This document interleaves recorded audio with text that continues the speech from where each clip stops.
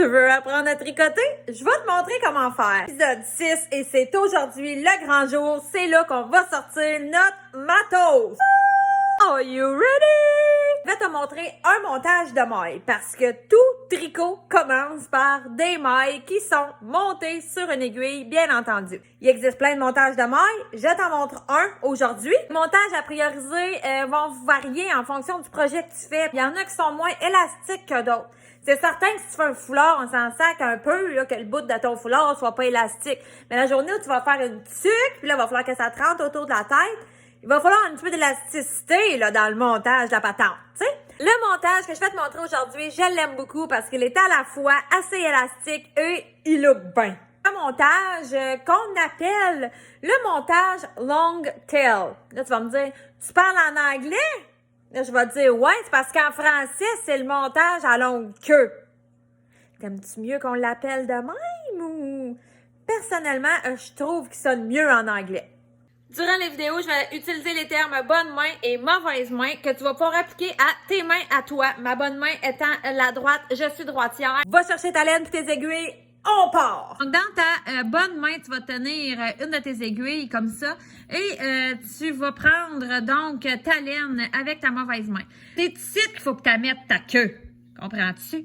Il faut que tu laisses assez de fil ici avant de commencer à monter tes mailles pour le nombre de mailles que tu vas monter parce que ton montage va manger cette laine-là aussi. Il faut que tu prévois ta queue en conséquence ici du nombre de mailles que tu vas monter. Comptez environ 3 cm par maille là, pour une laine dans la moyenne. C'est sûr, si ta laine est grosse comme mon pouce, ça va en prendre plus de centimètres. Là. Bon, pour aujourd'hui, c'est pas extrêmement grave parce que le but de la patente, ça va être de faire, juste pour vous habituer. T'sais? Fait que le nombre de fils que tu vas mettre ici, c'est pas tellement grave. Donc, on laisse une petite queue de même, là, ici, là. C'était mieux les longues queues, laisse-en une longue queue. Une aiguille ici, dans ta bonne main. Et ce que tu vas faire, c'est qu'avec ta bonne main, tu vas faire comme ça, une petite loupe que tu vas laisser pendre. Et tu vas arriver avec ta mauvaise main. Tu prends pouce index, comme ça, et tu arrives par en arrière de ta loupe et tu rentres ça de même dans ta petite boucle, OK?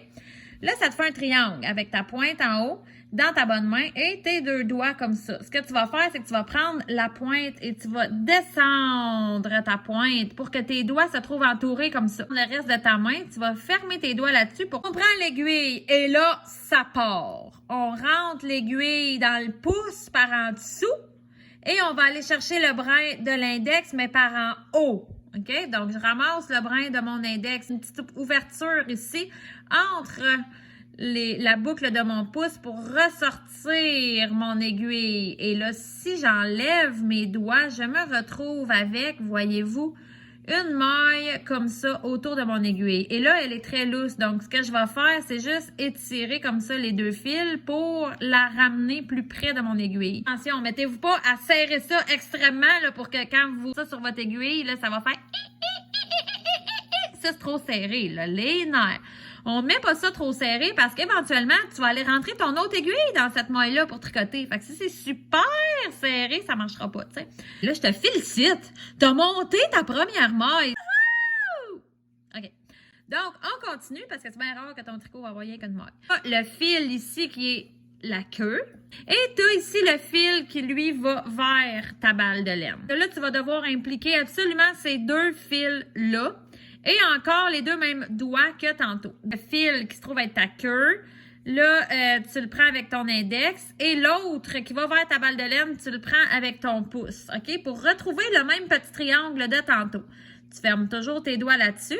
Donc, la queue est avec mon index. Le fil qui va vers ma balle de laine est avec mon pouce. C'est très important d'impliquer le brin qui est notre queue et le brin qui va vers notre balle de laine. Et non pas de faire, mettons, ça comme ça. Tu sais, les deux doigts sur le même brin puis laisser un brin tout seul.